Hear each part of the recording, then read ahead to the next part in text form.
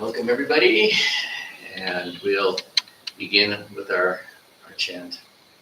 Om Sato Ma Sadgamaya Tamaso Ma Jyotirgamaya Mrityurma Amritam Gamaya Om Shanti Shanti Shanti. Om, lead us from the unreal to the real. Lead us from darkness unto light. Lead us from death to mortality. Om, peace, peace, peace. Well, maybe we'll start with a chant so we can remove the world from our minds. We can do hymn to Brahma, if that's okay. We can chant to the Guru, whoever your Guru is. Of course, we always honor Thakur as well. Thanks. Thakur is kind of the Guru of all Gurus, so we can always find an umbrella from him.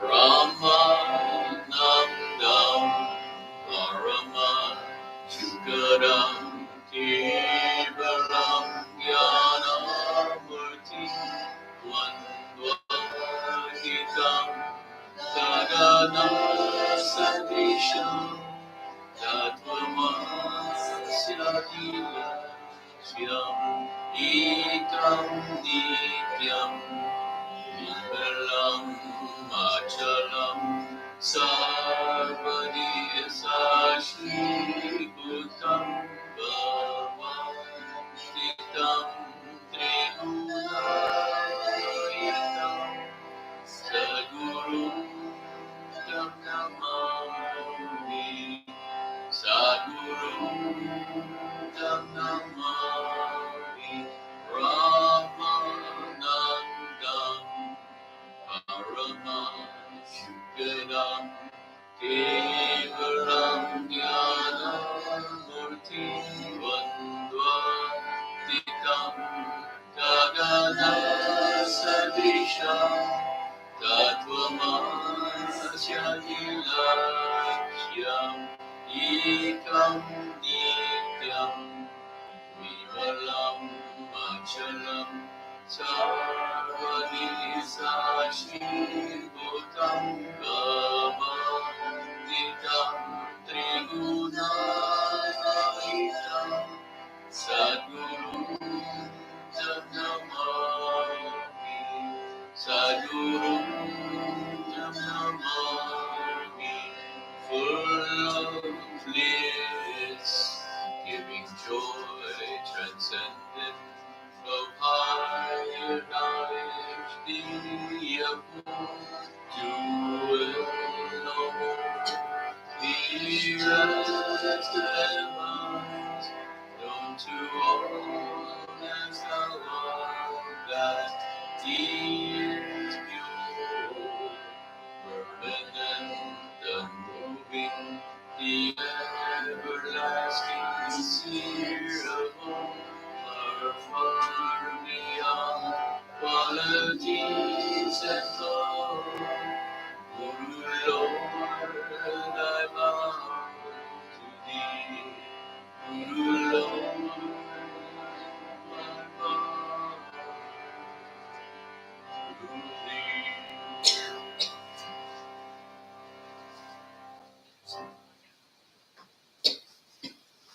Well, we are very, very happy to have everybody here. The new 2025 year, all these things going on. You know, today's world, I think for a lot of people is a very uncertain place. And I think there's a lot of trepidation, fear, uncertainty, and just, you know, not feeling unsettled going on for a lot of people right now in the world. And, you know, I thought maybe today we would just talk about grace and the Divine Mother and the universe, which is the idea of grace Ma as the creation, the universe, and also our part in this crazy mixed up place that we seem to find ourselves into. And I thought we'd use some of the writings of the great ones and to be able to help us to understand, how we can turn in full faith to that grace that we really, really need, especially right now in the world. So I think that's something poignant for our times. Um, we can start reading from Thakur. Is always a good place to start. So one time, Hari, when he became Swami Vedanta, he asked when he was a young person was Sri Ramakrishna. He said, "Sir, why is there so much suffering in the world?" And Sri Ramakrishna said, "This world is the lila of God. It is like a game. In this game, there are joy and sorrow, virtue and vice, knowledge and ignorance, good and evil. The game cannot continue if sin and suffering are altogether eliminated from creation. In the game of hide and seek, one must touch the granny in order to be free. But the granny is never pleased if she is touched at the very outset. It is God's wish that the play should continue for some time. Then, out of 100,000 kites, at best but one or two break free. And thou dost laugh and clap thy hands, O mother, watching them. In other words, after the practice of hard spiritual discipline, one or two have the vision of God through his grace and are liberated. Then the Divine Mother claps her hands in joy and exclaims, 'Bravo, there they go.'" So this is, then Hari said, "But this play of God is our death," Hari said. The Master said, smiling, "Please tell me who you are." "God alone has become all this, Maya, the universe, living beings, the 24 cosmic principles. As the snake I bite, as the charmer I cure, it is God himself who has become both Vidya and Avidya. He remains deluded by the Maya of Avidya, ignorance. Again, with the help of the Guru, he is cured by the Maya of Vidya, or knowledge." So, that's a wonderful kind of thing, but I don't know how comforting it might be, right?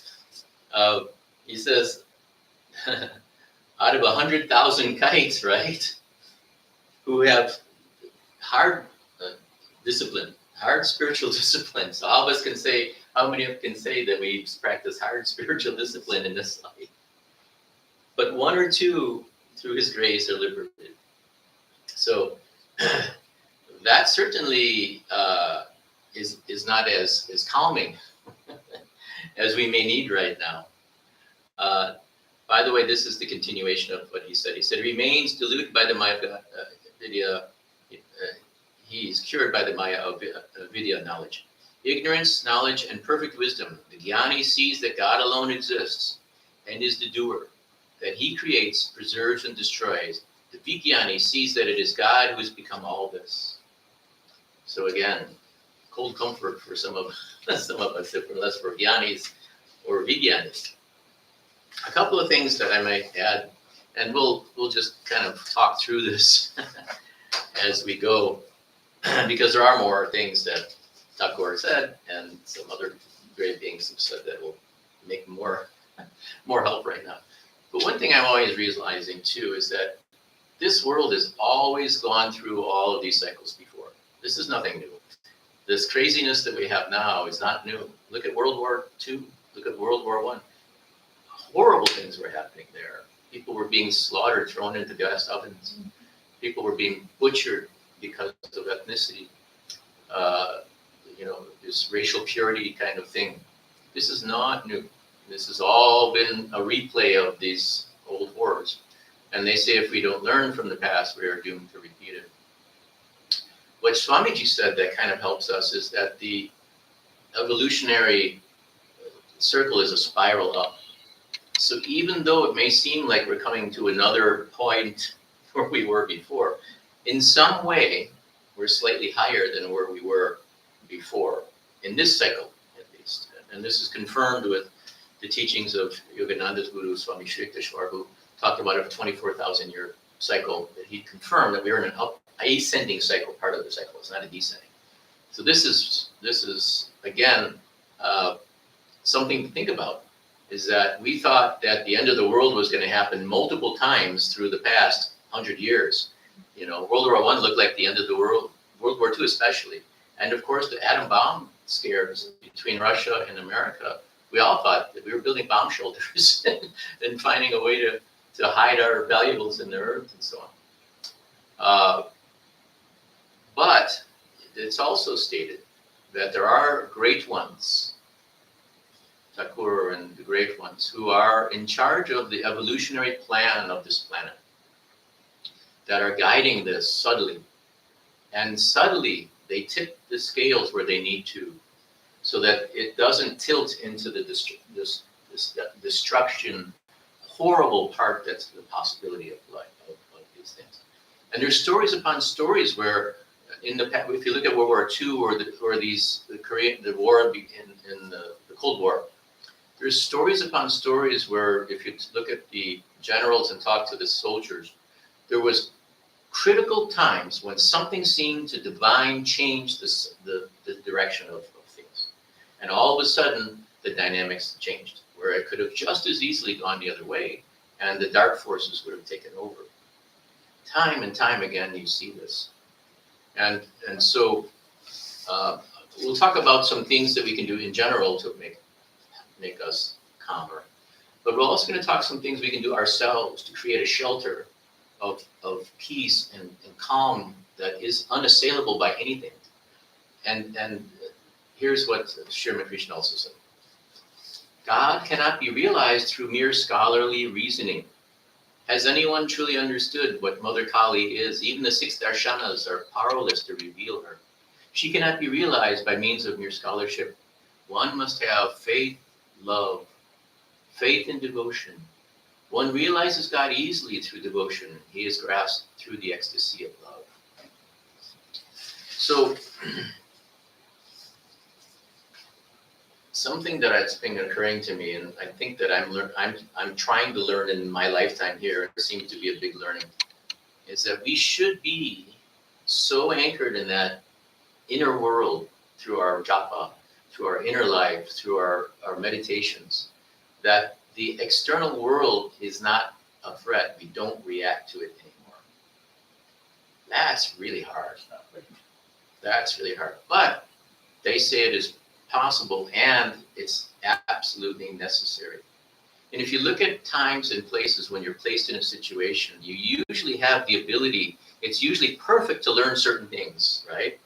It's like, this is the time that we can come face to face with learning this. After all these lifetimes and all these incarnations and all these millions of years and thousands of years, whatever you believe in. But this is the time when something is this crazy, where if I don't even open my phone to look at the news half the time because it's insane. Right. Anything seems to be worse, and it's always the end of the world. It's always the dire descriptions, and there's a lot of things that are seem to be counterintuitive to anything.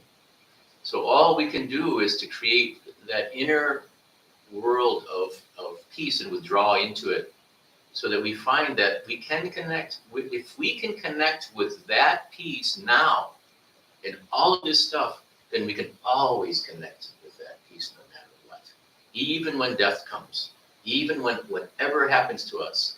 So if we can think of using this as practice, that no matter what, I mean literally no matter what, we need to be able to say, Divine Mother's play. And use that. That's why japa and inner meditative practice is so vital now. Because those who don't have it, I feel so sorry for them. Think about it. They don't have anywhere to turn. They only can take a drink or watch TV or something to try to take their mind off of these things. But it doesn't work. After a while, it's right there again, right? But if you have some inner connection, and this is what, when Thakur said this, it means a lot. Because where is the power? Where is that answer? How far away is it? It's actually at the center of our being. That's what Thakur said. He said, who is having this Maya? It is God alone. So inside of us, nearer than anything we can even imagine, is that which we need right now. And the good thing about having the world so crazy is we can't get distracted or deluded by it. There's nothing out there for us, right? I mean, yeah, we care about our family and those things we should do. But the truth of the matter is, in the larger sense, a lot of people have gotten to the point where they don't see anything even joyful in the world anymore. How can you have fun on anything when things are going so crazy? You can't even distract your mind for a little while because you're thinking, oh, my Lord, my Lord, my Lord. So if we can see through this delusion that it's happened before, that is great comfort. It's all, we've been through worse, actually, if you think about it. When Swamiji talks about this ascending cycle, there has been worse. We've had dictators before, but people were a lot less clever and understanding about what dictators were. Now, our economies, all of our countries are intermingled so much that we cannot live by ourselves. We cannot stand alone. Nobody can stand alone anymore. The economies of the world are too intertwined. This world is too connected now. We need things that we don't have here in America. We need, if we're going to make these batteries, we don't have all the materials that we need to make all the batteries. It's in Africa. It's in different places. We don't have that stuff here. So the world is in such a perfect order in that we have no choice but to figure out how to get this working together. And I think that it's such a blessing to be a devotee who have some inner life. And the more emphasis and the more real the inner life becomes, the more of a dream the outer life is. And so what's great about this is the temptation to put your mind external is not even possible in this world, right? So what it makes us do is to turn inside, because there's really nothing exciting outward, right? So when things are all wonderful, we really kind of just go into this physical world and we lose ourselves completely in it, thinking that we're going to have fun, or we're having fun, or whatever it is. But that's why a lot of the saints say the greatest blessing is misery or confrontation of something going on that turns you inward, because they're all saying to us that's what we must do in order to gain spiritually. But we have the blessings of having this kind of wisdom, and sadly, it's just lacking in the Western traditions. In the Western traditions, you have us and them, good and bad, devil and God. You have bad people and good people, people that you should be thrown into hell and forever be tormented. I mean, oh my God, what kind of answer is that? What kind of world? That's why we see what we see. These things were created in the Dark Ages, these religions. They weren't always part of the mankind. This is something from far back in the human history where there was wisdom still. And it was transmitted through eons of time to us. Like Swami Sarvapriyanandaji says, he's being interviewed by my dear friend Amrita this weekend. They're doing a video.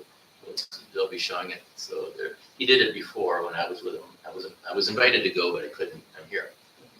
So he said this, that this is eons and eons of time, that now we have this chance to be able to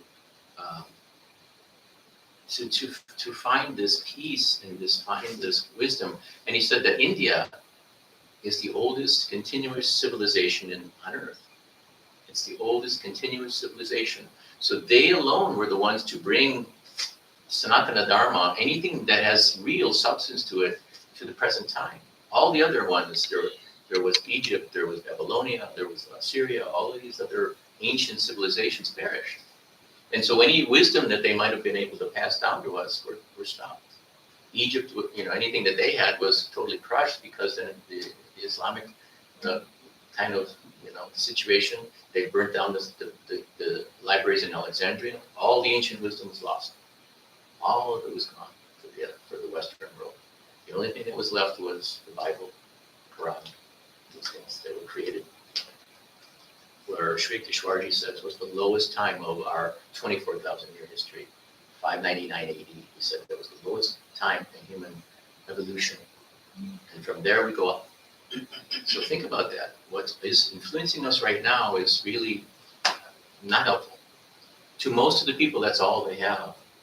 So that's why it's so vital that something like that doesn't have to be a Sri Ramakrishna name. It doesn't have to be a certain personality's name. It has to be the principles of Sanatana Dharma. And that's why Swamiji never preached Ramakrishna. He preached the principles of Sanatana Dharma and the Vedas and Upanishads, which are eternal. And of course, having a divine being like Sri Ramakrishna is wonderful. But not all the world is going to bow down to any particular personality of divinity. It's not meant to be. It's not meant to be. The eternal principles are very vital. So the idea that inside of our inmost being, in most religions, in the Christian and the Islamic religion, is sin and the horrible devil, and what's inside of you is no good. Original sin. You were born messed up. You were born needing to be saved. You didn't even have to do anything, and you were destined for hell. Original sin passed from your parents to you. That's what their theology is. Let's be really honest. So that's what the world is turning to. So is there no wonder that they're more important for them to throw homosexuals in jail and stop people from having any access to abortion or something, that more than even the compassion of people who are suffering around the world or starving? Of course, it makes sense, because they're so far lost in this crazy theology. So the compass, the moral compass that needs to be there is the truth of who we are. Sanatana Dharma. Tatvamasi. You are that. Everybody is that. Everybody is precious. Everybody is a part of that divinity. And unless that's understood, that's the moral compass. Everything else isn't important. Once that's without that, nothing else matters, because it's crazy. With that, everything's simple. Because how you treat God, you treat him with great respect and love. So everybody is part of God. Everybody's God. So how do you treat each other? How do you really feel about each other? That's the difference between Sanatana Dharma and the false, what they call Christianity. I think there was some truth. There was beautiful truth in Christianity. I think it was weeded out through the years, to the ages. And so the beautiful truth that was Christianity, I think, isn't coming to us today in the scriptures that are there. But I think it was there. And they say, even Swamiji said that in Islam, that the Prophet Muhammad was in the cave and he had a spiritual experience. The Kundalini touched his Sushumna, and he had these visions. But, of course, I don't know how but there was some spiritual power that was there. But I think this idea of warring and conquering and conquering everybody around you just drove it out. So this is why this is so important to bring out to the world again. Not with any name, not with any, Krishna or Rama Krishna or all that stuff. If you try to force that on people, it's a fool's errand. But if you show them the idea that at the center of their being is God, is the divine, and they don't realize it, that everybody has that inside, that is universal. You don't have to have a personality around that. And they can have any religion and still have that understanding. Because even in a Christian religion, the kingdom of heaven is within. Is it not written in your scriptures that you are God's? It's there. It's there. It's all there. It's just not understood. So I think this is why Swamiji's, Sri Ramakrishna, and some of the other great beings that we talk about, their teachings are so vital right now. And it's the time where all these old misguided ideas of religion are fading away because they're not useful anymore. They only create division and hate and strife. And the only way for unity, they say, God is unity. What's opposite of God is total division. So if you just use that as a guidepost, it's easy. What brings unity and what creates division? Mm-hmm. That's a real easy judgment of what is coming to you. If somebody's really creating unity and harmony and synthesis of everything, it's utterly beautiful and it's utterly divine. Those that create division and us and them and this is bad and all these things and all that stuff, it's more and more into Maya. It's more and more into the depths of delusion, as they call it. So this is Ma Anandamaya, which is, now we're going to go to Divine Mother. Now we go to Ma, because she's so wonderful. She's so kind. I've always been a devotee of Ma since I was really young, and I never knew why. Now I really get it.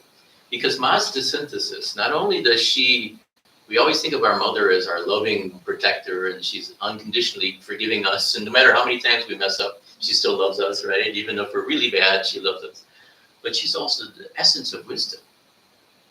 Maya has to stand aside before wisdom is allowed to come to the soul. And so Anandamoy Ma is such a great, and Shardavan and all the great beings, there's such a great synthesis that they have this beautiful universal love. But when you hear of some of the things they say, it's so profound. It's as deep as any of the Vedas can ever be. So this is what she says. Who or what is the self? Depending on your orientation, you find him, which is your own self, as a perfect servant in relation to his master, as a part of in relation to the whole, or simply as the one self Atma. That's such a powerful statement. So she gives the three different options, just like Hanumanji did. So she said you can be a servant in relation to a master, you can be a part of the whole, or you can be that one self Atma. She says it in the first sentence. She amazing being. Very well. The many creeds and sects have the purpose that he may bestow himself on himself along various channels. Each has its own beauty, and that he may be discovered and expressed in countless ways, in all shapes and in all form and in the formless. In the form of the path, he attracts each person along that particular line that will guide him in harmony with his inner dispositions and tendencies. The one is present in each sect, even though outwardly there appears to be conflict among them, which is due to the ego nature being full of doubt. In true realization, one can have no quarrel with anyone. One is fully enlightened as to all creeds, faiths, doctrines, and sects, and sees all paths as equally good. This is absolute and perfect realization. So long as there is dissension, one cannot speak of attainment. Nevertheless, one should undoubtedly have firm faith in one's chosen deity and pursue with constancy and single-mindedness that's one's chosen path. Those are the words of Anandamoy Ma. I mean, Thakur and Ma, there's not a hair's breadth of separation between them. Such a beautiful synthesis. I mean, such a profound, in just one page, if this could be broadcast to the world and they can assimilate even a bit of it, it could solve all the problems of the sectarian fighting and all this stuff. She just said it very, very clearly. Everything that all of us need to know is kind of on one page. Thakur did that too. Sometimes in just one page, he would say something that would solve all the problems of the world if they just absorbed it and they're able to understand what he was saying. That's why what we've got to do is we've got to be an exemplar of this more than anything else. We just find our own peace with these understandings, absorb them deep inside of our own self, stop hating ourselves, start seeing God inside of ourselves, then stop hating anybody and seeing God all around everybody, and then be an exemplar of that. And then you'll be shining, and they'll feel that. They don't need a theological disposition, a dissertation, I should say. That's what Thakur said. We can't understand Ma by scholarship or reason. It has to be the divine heart, bliss, and soul. And that makes a difference on people. You know, you see that when you're in your highest state and you're feeling really divinely blissful, you have an impact without even saying a word. People sometimes say to you, "Oh my gosh, you know, what? I'm trying to, you're glowing," or something like that. And I'm sure people have told you that at times.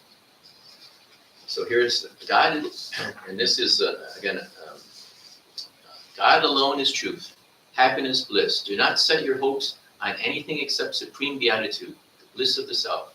Nothing else exists. What seems to exist outside of it is merely an illusion. Try to find yourself. All this clamoring is but natural to man. He cries out again, and in the endeavor to get rid of his sense of emptiness, all this clamoring is but natural to man.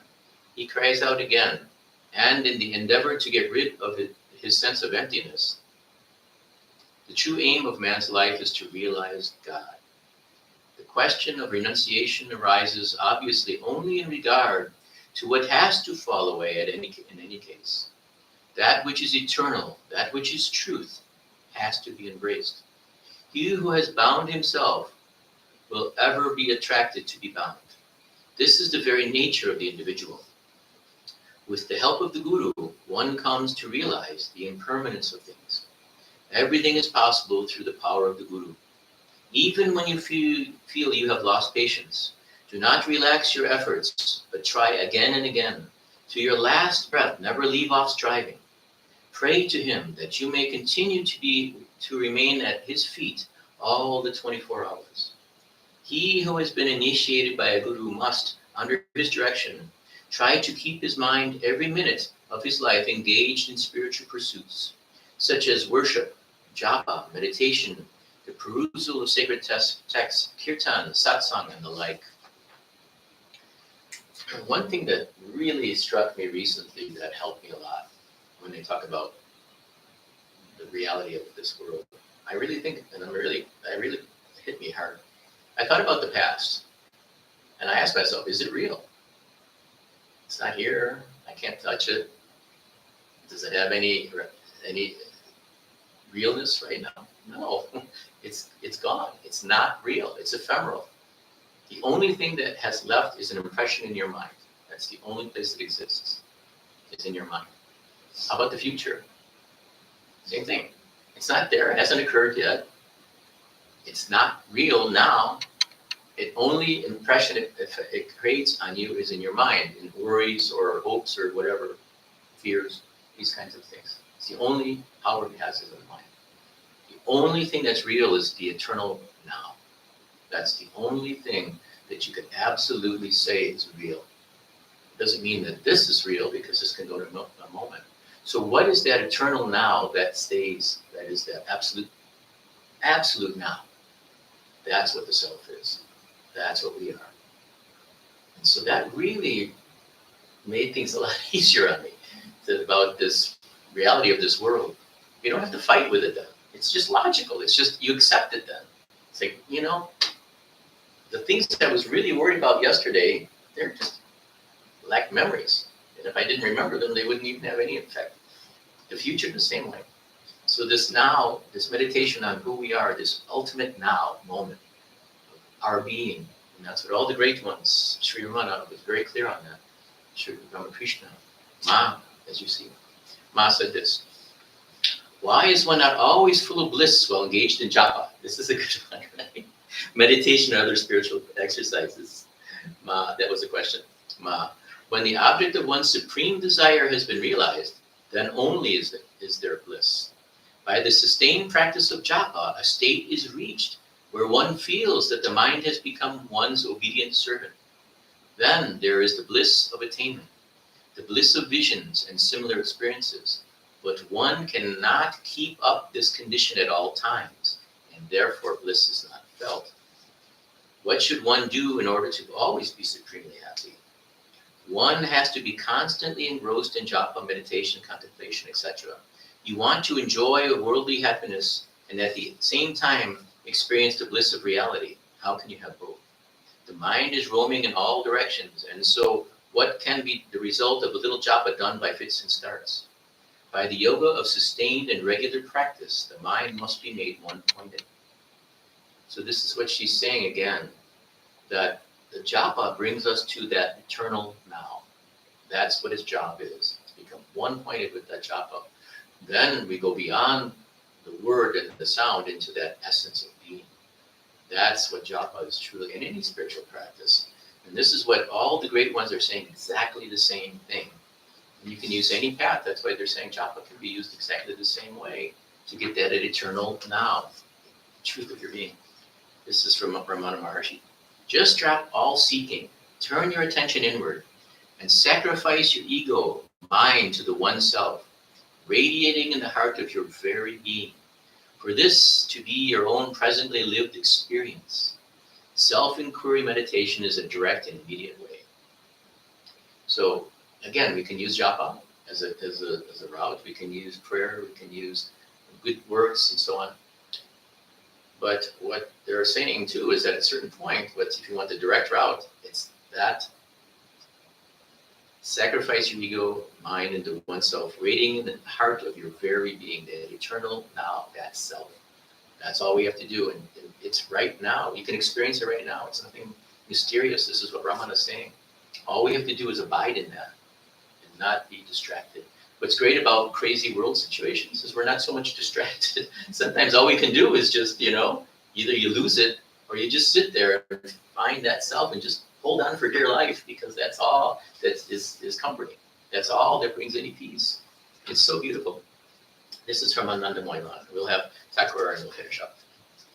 Truly speaking, it is not you who call him. This is so beautiful. You think we have to strive for this thing and we're responsible. Truly speaking, it is not you who call him, but he who calls you. Just as in the hushed silence of night, the sound of distant temple bells and conches can be clearly heard, even so, when through intense and undivided devotion to him, the hunger of the senses is stilled. His call will find response from your inmost depths and reverberate through your whole being. Then and only then will true prayer spontaneously flow from your heart.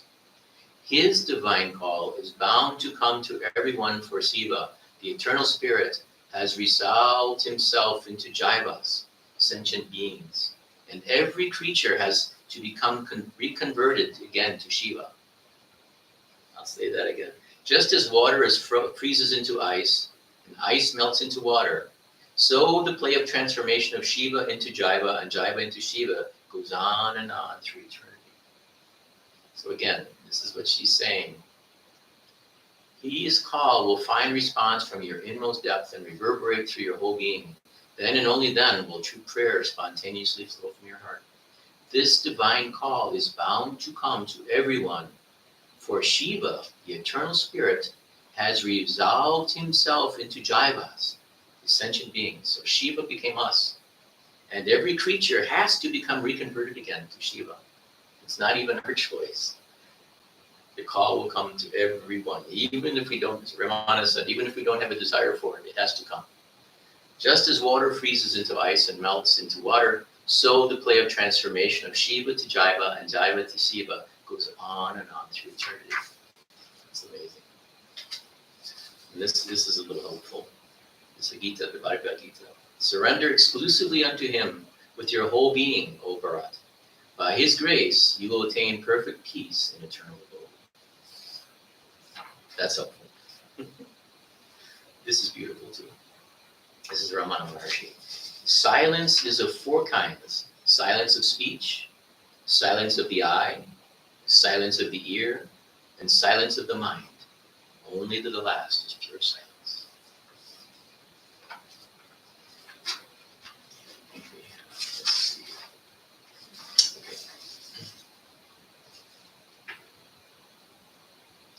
Mind is the consciousness which has put on limitations. You are originally unlimited and perfect. Later, you took on the limitations and became the mind. So again, this is something it's a temporary thing that we created ourselves to be a separate being. This is so beautiful from This is really the profound last statement. And again, we were talking about grace of Divine Mother. Nothing has happened. To be able to understand this is very fortunate. If you can understand that nothing has happened, you have indeed been blessed with the inner vision. Only you exist, you and you alone. Truly, you are contained in everything. Again, you are indeed that itself. In all infinity is he and no other. I alone am. That's what Sri Ananda Moylan. That's the final statement. We think of all this. Nothing has happened. Only I, times all this. So that's why they say you want to immerse yourself in what the great beings are. And if it was just somebody saying these words, it wouldn't matter. But it's the beings that are the self that have manifested to us This is our own self talking to us. That is what is going on. When this reverberates through your heart, it's your own self talking to you. When Thakur hits the mark and you read the gospel or any of the great beings, you know that it is your own self being revealed to yourself.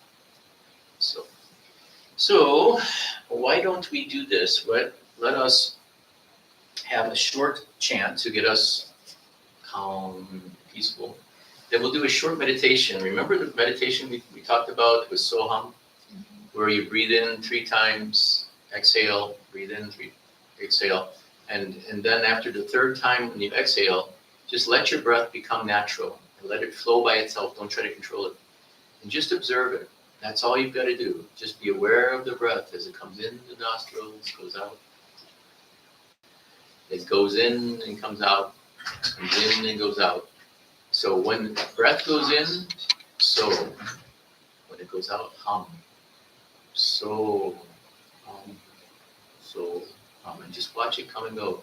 I am He. I am He. With every breath, we're affirming that truth. I am He.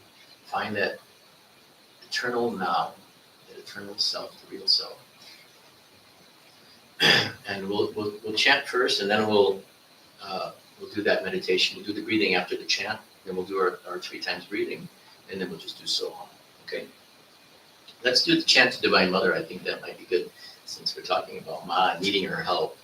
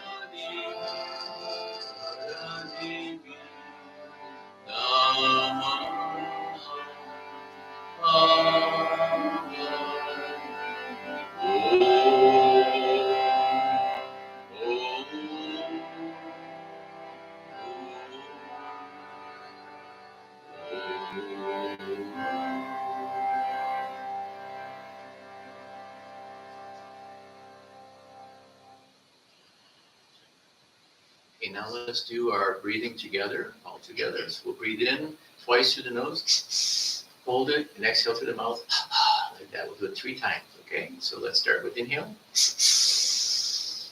Hold. Exhale through the mouth. Let's hear it, otherwise it's not deep enough. One more time. Let's breathe in through the nose. Hold. Exhale through the mouth. Inhale through the nose. Hold. Exhale through the mouth. Now let's just watch the breath come in, go out of itself. Don't try to control it. Mentally chant Hum, So, incoming, Hum, outgoing. So, Hum, So, Hum, So, Hum.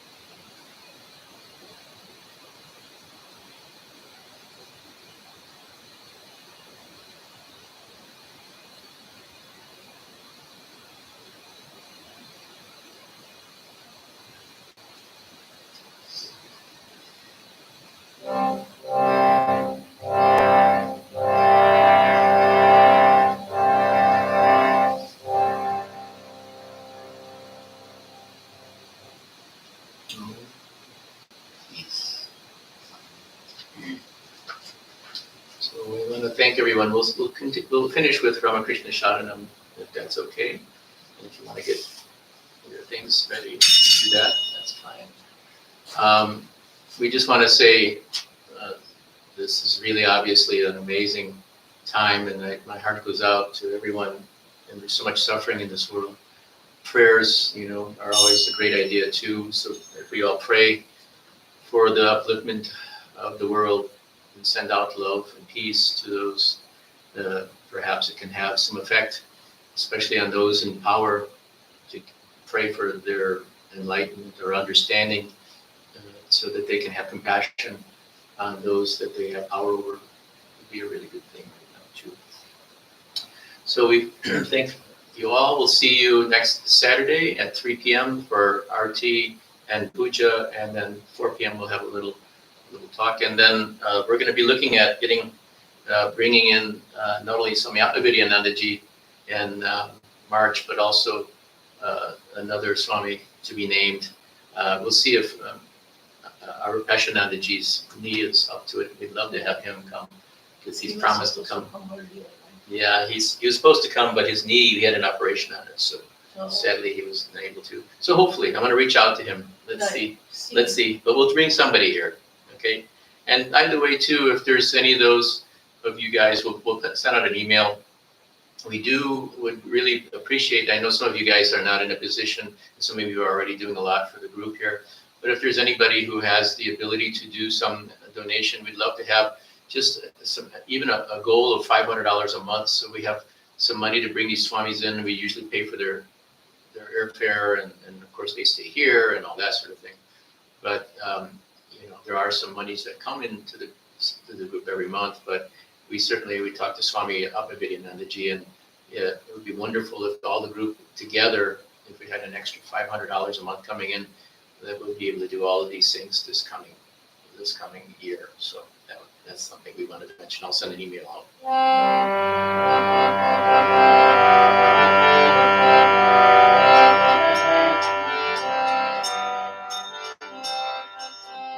Krishna Sharanam, Rama Krishna Sharanam, Rama Krishna Sharanam, Sharanye Prabhu, Rama Krishna Sharanam, Rama Krishna Sharanam, Rama Krishna Sharanam, Sharanye.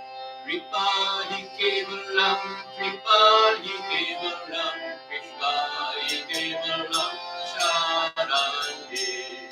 Kripahi Kevalam, Kripahi Kevalam, Kripahi Kevalam, Sharanye Prabhu.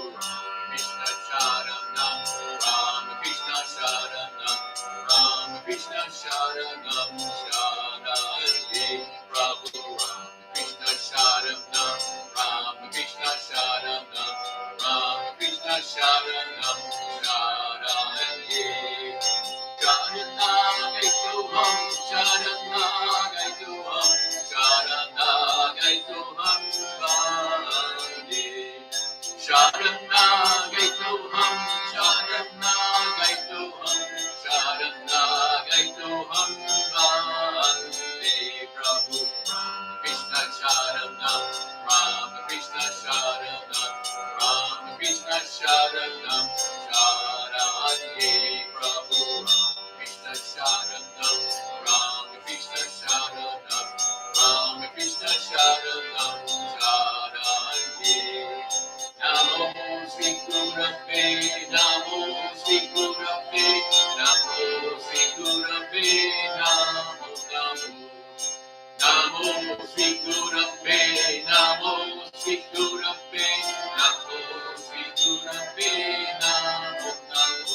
Jai Jai Rama Krishna Sharanam, Rama Krishna Sharanam, Krishna Sharanam, Sharanye Prabhu. Rama Krishna Sharanam, Rama Krishna Sharanam, Rama Krishna Sharanam, Sharanye.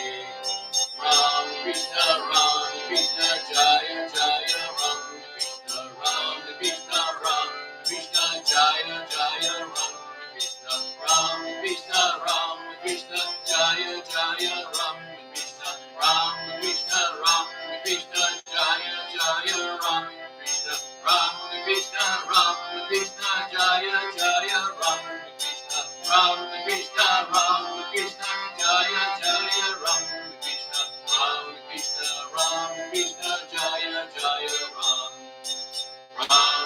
Rama Krishna Jaya Jaya Rama Krishna Sharanam Rama Krishna Sharanam Rama Krishna Sharanam Sharanye Prabhu Rama Krishna Sharanam Rama Krishna Sharanam Rama Krishna Sharanam Sharanye Kripahi Kevalam Kripahi Kevalam Kripahi Kevalam Sharanye Kripahi Kevalam Kripahi Kevalam Kripahi Kevalam Sharanye Jai Jai Rama Krishna Sharanam Rama Krishna Sharanam Rama Krishna Sharanam Sharanye Prabhu Rama Krishna Sharanam Rama Krishna Sharanam Rama Krishna Sharanam Sharanye Sharana Gaitu Ham Sharana Gaitu Ham Sharana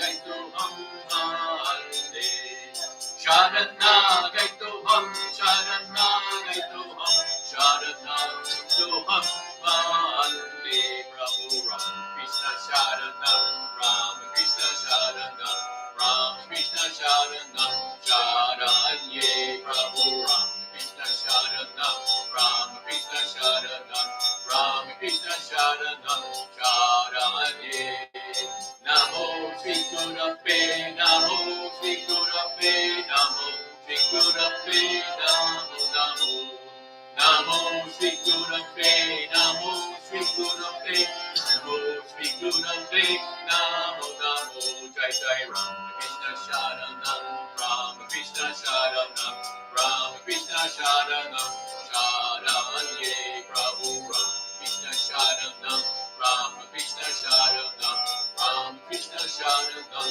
Sharanye Rama Krishna Jaya Jaya Rama Krishna Jaya Jaya Rama Krishna Jaya Jaya Rama Krishna Jaya Jaya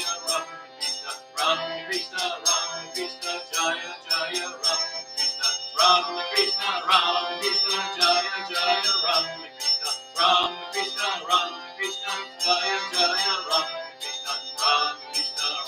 Krishna Jaya Jaya Ram Krishna Jaya Jaya Ram Krishna Sharanam Ram Krishna Sharanam Ram Krishna Sharanam Sharanye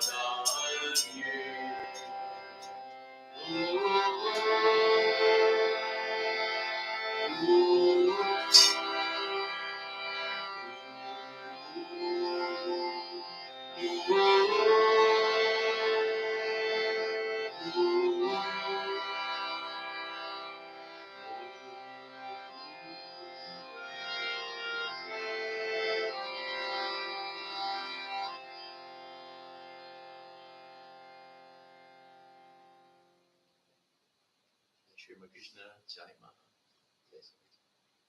Thank you all for coming. We look forward to seeing you next Saturday. We'll have our talk at 4 p.m. Thank you.